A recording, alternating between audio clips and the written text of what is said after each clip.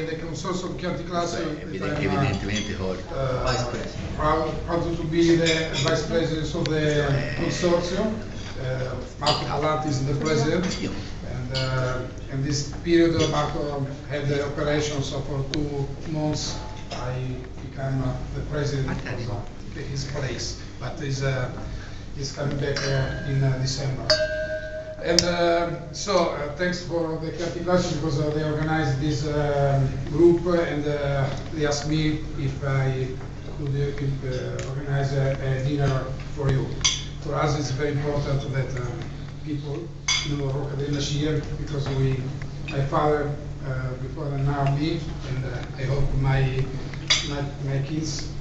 we put a lot of energy, a lot of passion for this company, and so we like to